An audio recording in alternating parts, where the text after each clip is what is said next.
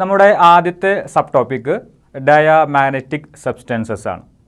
എന്താണ് diamagnetic substances? അത്തരത്തിലുള്ള materials നമ്മളൊരു മാഗ്നറ്റിക് ഫീൽഡിൽ കൊണ്ടുവച്ച് കഴിഞ്ഞാൽ അവരുടെ ബിഹേവിയർ എന്തായിരിക്കും? ഈ ഡയാമാഗ്നറ്റിക് സബ്സ്റ്റൻസുകളിൽ മാഗ്നറ്റിസം പ്രൊഡ്യൂസ് ചെയ്യുമോ? ഇനി ചെയ്താൽ തന്നെ ഏത് ഡയറക്ഷനിലായിരിക്കും ഇൻഡ്യൂസ്ഡ് മാഗ്നറ്റിക് ഫീൽഡ് ആക്ട് ചെയ്യുക?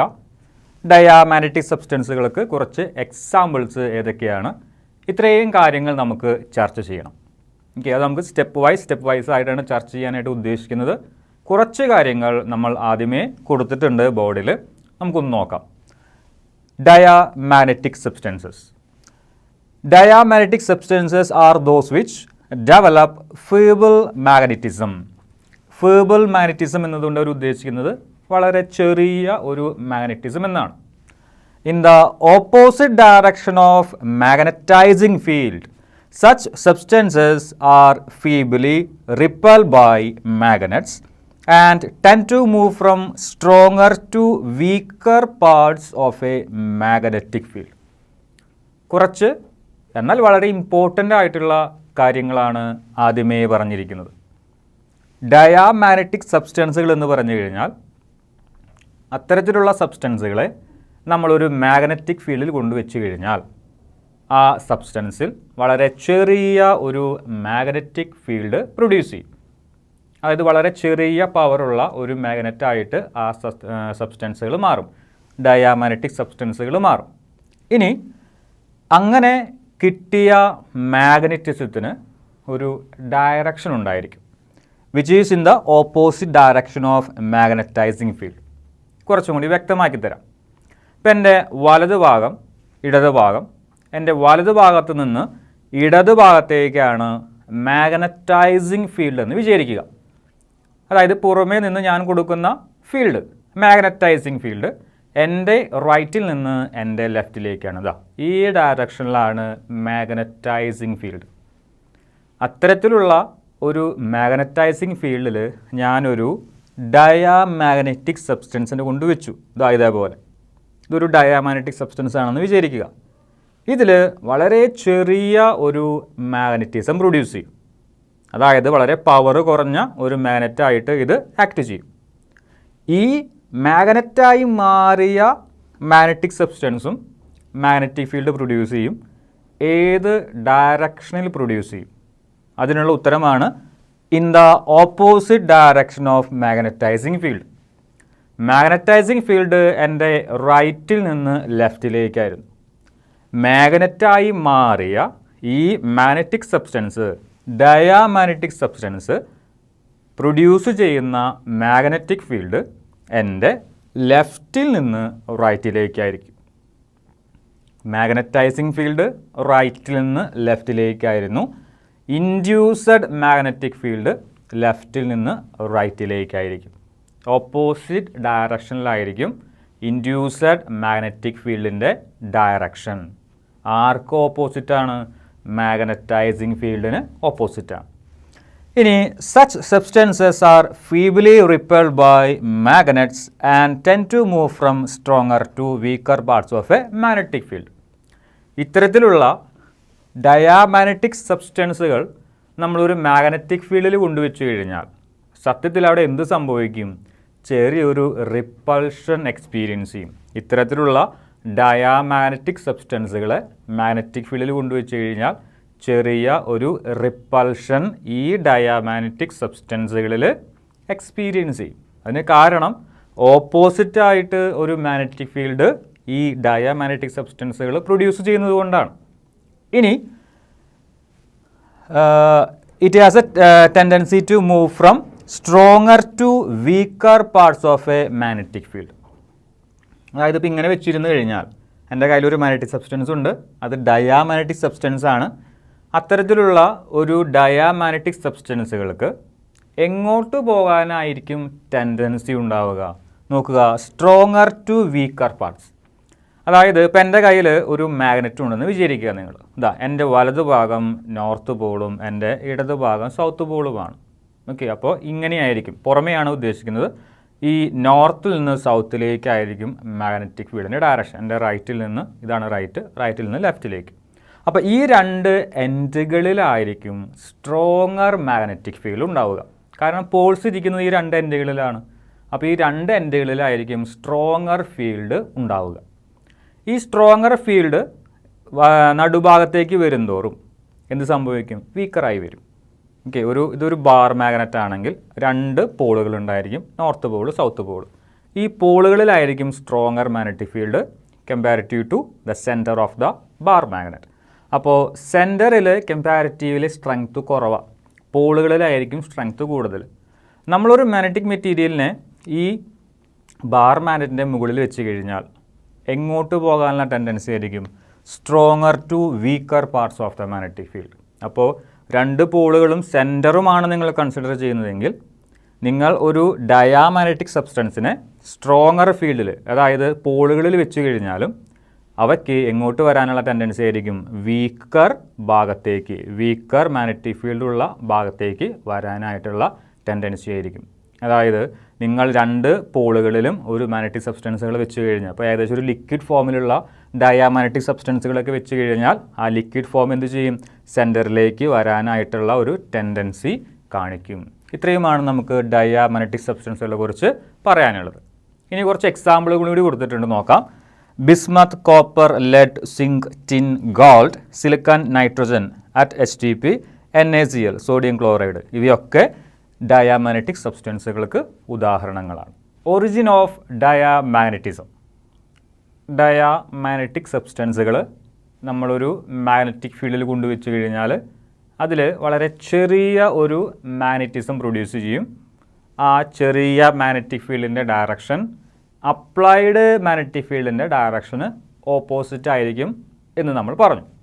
അതുകൊണ്ട് തന്നെ ചെറിയൊരു റിപ്പൾഷനും അത്തരത്തിലുള്ള സബ്സ്റ്റൻസുകൾക്ക് എക്സ്പീരിയൻസ് ചെയ്യും. എന്തുകൊണ്ടാണ് ഇത്തരത്തിലുള്ള കാര്യങ്ങളൊക്കെ സംഭവിക്കുന്നത്? അതിനെക്കുറിച്ചിട്ടാണ് നമ്മൾ ചർച്ച ചെയ്യാനായിട്ട് പോകുന്നത്. നോക്കാം. Origin of diamagnetism. Orbiting electrons in diamagnetic substances are equivalent to current carrying loop, thus possess orbital magnetic moment. ഈ ഒരു കാര്യം നമ്മൾ മുന്നേ കണ്ടിട്ടുള്ളതാണ്. ഒരു ഇലക്ട്രോൺ അതിൻ്റേതായ ആ ഓർബിറ്റിൽ കടന്ന് റിവോൾവ് ചെയ്യുമ്പോൾ നമുക്ക് വേണമെങ്കിൽ ആ റെവല്യൂഷനെ ഒരു കറൻറ്റ് ക്യാരിയിങ് സർക്കുലർ ലൂപ്പായിട്ട് കൺസിഡർ ചെയ്യാം. ഒരു current carrying circular loop magnetic dipole ആണെന്ന് നമ്മൾ പഠിച്ചിട്ടുണ്ട്. അങ്ങനെയെങ്കിൽ തീർച്ചയായും അതിന് ഒരു ഡൈപോൾ മൊമെൻ്റ് ഉണ്ടായിരിക്കും. ആ സീക്വൻസ് ഒന്നുകൂടി ഓർക്കാം. ഇലക്ട്രോൺ ഓർബിറ്റലിൽ റിവോൾവ് ചെയ്യുന്നു. ഇലക്ട്രോണിന് നെഗറ്റീവ് ചാർജാണുള്ളത്, അതായത് ഒരു ചാർജ് സർക്കുലർ പാത്തിൽ കൂടി പോകുന്നു. ചാർജുകളുടെ മോഷനെ നമ്മൾ കറണ്ട് എന്ന് വിളിക്കുന്നു. ഇലക്ട്രോണുകൾ കൃത്യമായി സർക്കുലർ ട്രാക്കിൽ കൂടി പോകുന്നതുകൊണ്ട് ആ മോഷനെ അല്ലെങ്കിൽ ആ ഒരു ഓർബിറ്റലിനെ നിങ്ങൾക്ക് വേണമെങ്കിൽ ഒരു കറൻറ്റ് ക്യാരിയിങ് സർക്കുലർ ലൂപ്പായിട്ട് കൺസിഡർ ചെയ്യാം, ഒരു മാഗ്നറ്റിക് ഡൈപോളായിട്ട് കൺസിഡർ ചെയ്യാം. അതിനൊരു മാഗ്നറ്റിക് ഡൈപോൾ മൊമെൻറ്റും ഉണ്ടായിരിക്കും. എത്രത്തോളം മാഗ്നറ്റിക് ഡൈപോൾ മൊമെൻറ്റും ഉണ്ടായിരിക്കും എന്നുള്ളതൊക്കെ നമ്മൾ കഴിഞ്ഞ ടോപ്പിക്കുകളിലൊക്കെ ഡിറൈവ് ചെയ്തിട്ടുള്ളതാണ്. ഇനി അത്തരത്തിലുള്ള മാഗ്നറ്റിക് ഡൈപോളുകൾ കാരണം ഒരു ഓർബിറ്റൽ മാഗ്നറ്റിക് മൊമെൻറ്റും ഓരോ ഇലക്ട്രോണുകൾക്കും ഉണ്ടായിരിക്കും. But the resultant magnetic moment in an atom is zero. ഓരോ ഇലക്ട്രോണുകളും ഓരോ കറണ്ട് ലൂപ്പ് ഉണ്ടാക്കുന്നു. ഓരോ കറണ്ട് ലൂപ്പും ഓരോ മാഗ്നറ്റിക് ഡൈപോളായിട്ട് കൺസിഡർ ചെയ്യുന്നു. ഓരോ മാഗ്നറ്റിക് ഡൈപോളിനും അതിൻ്റേതായ മാഗ്നറ്റിക് മൊമെൻ്റ് ഉണ്ടാകും. ഓർബിറ്റൽ മോഷൻ ആയതുകൊണ്ടാണ് നമ്മളതിനെ ഓർബിറ്റൽ മാഗ്നറ്റിക് മൊമെൻ്റ് എന്ന് വിളിച്ചത്. അല്ലാതെ തന്നെ സ്പിൻ മോഷനുണ്ട്, അതിന് മറ്റൊരു തരത്തിലുള്ള മാഗ്നറ്റിക് മൊമെൻ്റ് എന്നാണ് നമ്മൾ വിളിക്കുക. ഇവിടെ തൽക്കാലം നമുക്ക് ഓർബിറ്റൽ മോഷൻ കാരണമുള്ള മാഗ്നറ്റിക് മൊമെൻ്റ് മതി. So we R considering only orbital magnetic moment.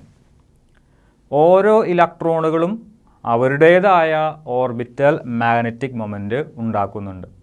പക്ഷേ നമ്മളൊരു ആറ്റത്തിനെ മുഴുവനായിട്ട് കൺസിഡർ ചെയ്ത് കഴിഞ്ഞാൽ ഒരു ഡയാമാഗ്നറ്റിക് സബ്സ്റ്റൻസുകൾ അതിൻ്റെ ആറ്റം എടുത്തു, ആ ആറ്റങ്ങളുടെ അല്ലെങ്കിൽ ഒരു ആറ്റത്തിൻ്റെ ടോട്ടൽ മാഗ്നറ്റിക് മൊമെൻറ്റ് നമ്മൾ എടുത്തു കഴിഞ്ഞാൽ അതെപ്പോഴും 0 ആയിരിക്കും. ഒരു ആറ്റത്തിൻ്റെ ചാർജ് 0 ആണെന്നറിയാം. കാരണം എന്താ? ഒരു ആറ്റത്തിൽ total number of negative charges equal to total number of positive charges. അതായത് ഒരു ആറ്റം ഇലക്ട്രിക്കലി ന്യൂട്രലാണ്. അതേപോലെ തന്നെ നമ്മളൊരു ഡയാമാഗ്നറ്റിക് സബ്സ്റ്റൻസുകൾ എടുത്തു കഴിഞ്ഞാൽ അത്തരത്തിലുള്ള സബ്സ്റ്റൻസുകളുടെ ആറ്റം നമ്മൾ കൺസിഡർ ചെയ്ത് കഴിഞ്ഞാൽ അതിൽ ഒരു ആറ്റം എടുത്ത് അതിൻ്റെ റിസൾട്ടൻ മാഗ്നറ്റിക് മൊമെൻറ്റ് നമ്മൾ കൺസിഡർ ചെയ്യുന്നു, അത് 0 ആണെന്ന് കാണും. But resultant magnetic moment in an atom is 0. ഇനി when magnetic field is applied, നമ്മൾ അത്തരത്തിലുള്ള സബ്സ്റ്റൻസുകളിലേക്ക്, അതായത് ഡയാമാഗ്നറ്റിക് സബ്സ്റ്റൻസുകളിലേക്ക് പുറമേ നിന്ന് ഒരു മാഗ്നറ്റൈസിങ് ഫീൽഡ് അപ്ലൈ ചെയ്യുന്നു, പുറമേ നിന്ന് ഒരു എക്സ്റ്റേണൽ മാഗ്നറ്റിക് ഫീൽഡ് അപ്ലൈ ചെയ്യുന്നു.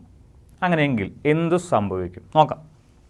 Those electrons having orbital magnetic moment in the same direction slow down and those in opposite direction speed up. ഇതൊന്ന് മനസ്സിലാക്കിയെടുക്കണമെങ്കിൽ ഒരല്പം ബുദ്ധിമുട്ടാണ്, എങ്കിൽ കൂടി നമുക്ക് നോക്കാം. ഒരു ഇലക്ട്രോൺ ഇങ്ങനെയാണ് തിരിയുന്നത് വിചാരിക്കാം. ഓക്കെ, ഇങ്ങനെയാണ് ഇലക്ട്രോൺ തിരിയുന്നത്.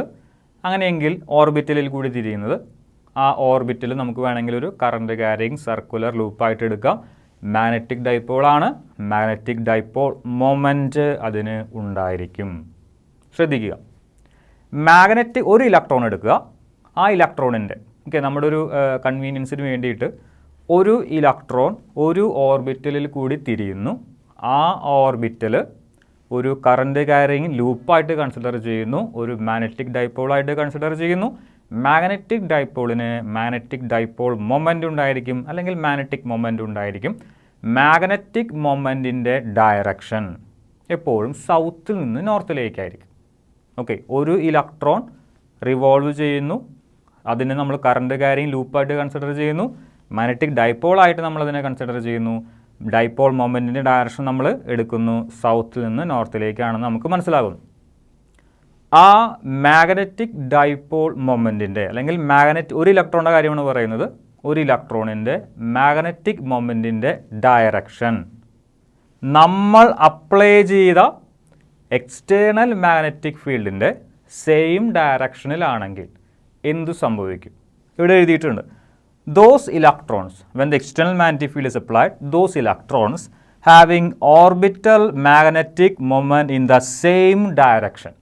നമ്മൾ അപ്ലൈ ചെയ്ത മാഗ്നറ്റിക് ഫീൽഡിൻ്റെ അതേ ഡയറക്ഷൻ തന്നെയാണ് ഏതെങ്കിലും ഒരു ഇലക്ട്രോണിൻ്റെ മാഗ്നറ്റിക് മൊമെൻറ്റിൻ്റെ ഡയറക്ഷനെങ്കിൽ അത്തരത്തിലുള്ള ഇലക്ട്രോൺ എന്ത് സംഭവിക്കും? ഇലക്ട്രോണിന് എന്ത് സംഭവിക്കും?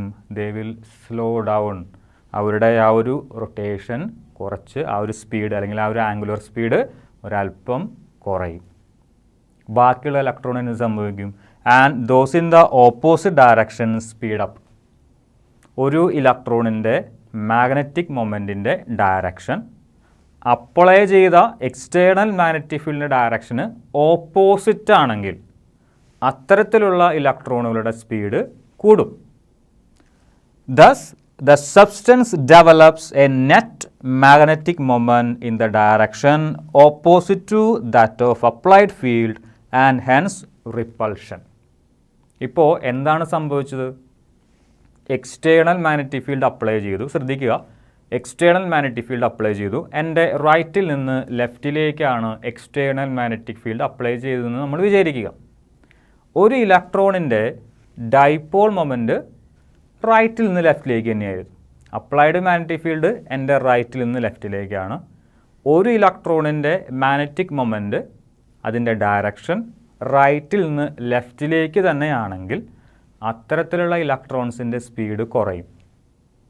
ഓപ്പോസിറ്റുള്ള ഇലക്ട്രോണിൻ്റെയോ, അപ്ലൈഡ് മാഗ്നറ്റിക് ഫീൽഡ് എൻ്റെ റൈറ്റിൽ നിന്ന് ലെഫ്റ്റിലേക്കാണ്, ഏതെങ്കിലും ഒരു ഇലക്ട്രോണിൻ്റെ magnetic moment, orbital magnetic moment applied magnetic ഫീൽഡിന് ഓപ്പോസിറ്റ് ഡയറക്ഷൻ ആണെങ്കിൽ അത്തരത്തിലുള്ള ഇലക്ട്രോൺസിൻ്റെ സ്പീഡ് കൂടും. അപ്പോൾ നെറ്റ് എഫക്റ്റ് എന്തായിരിക്കും? ശരിക്കും പറഞ്ഞു കഴിഞ്ഞാൽ മാഗ്നറ്റിക് ഫീൽഡ് അപ്ലൈ ചെയ്യുന്നതിന് മുമ്പ് ഒരാറ്റത്തിൻ്റെ total or resultant magnetic moment 0 ആയിരുന്നു. പക്ഷേ ഇവിടെ 0 അല്ല. ഓപ്പോസിറ്റ് ഡയറക്ഷനിലുള്ള ഇലക്ട്രോണിൻ്റെ, അതായത് ഓപ്പോസിറ്റ് ഡയറക്ഷനിൽ മാഗ്നറ്റിക് മൊമെൻ്റ് ഉള്ള ഇലക്ട്രോണിൻ്റെ സ്പീഡ് കൂടി. ഓക്കെ, അങ്ങനെയാണെങ്കിൽ അവിടെയുള്ള ആ ഒരു മാഗ്നറ്റിക് മൊമെൻറ്റും കൂടിയിട്ടുണ്ടാവും. പക്ഷേ ആർക്കും ഓപ്പോസിറ്റാണ്, അപ്ലൈഡ് മാഗ്നറ്റിക് ഫീൽഡിന് ഓപ്പോസിറ്റാണ്. അങ്ങനെയെങ്കിൽ മാഗ്നറ്റിക് ഫീൽഡ് അപ്ലൈ ചെയ്ത് കഴിഞ്ഞാൽ ഒരു ഡയാമാഗ്നറ്റിക് സബ്സ്റ്റൻസിൻ്റെ ടോട്ടൽ ഓർബിറ്റൽ മാഗ്നറ്റിക് മൊമെൻറ്റ് 0 ആയിരിക്കുകയില്ല. Okay, which is not equal to 0. അതിൻ്റെ ഡയറക്ഷൻ അപ്ലൈഡ് ഫീൽഡിൻ്റെ ഡയറക്ഷന് ഓപ്പോസിറ്റ് ആയിരിക്കും. അതുകൊണ്ടാണ് ഒരു ഡയാമാഗ്നറ്റിക് സബ്സ്റ്റൻസുകൾക്ക് വളരെ ചെറിയ രീതിയിലുള്ള റിപ്പൾഷൻ എക്സ്പീരിയൻസ് ചെയ്യുന്നത്. ഇത്രയുമാണ് നമുക്ക് ഡയാമാഗ്നറ്റിസത്തിൻ്റെ ഒറിജിനെ കുറിച്ച് പറയാനുള്ളത്.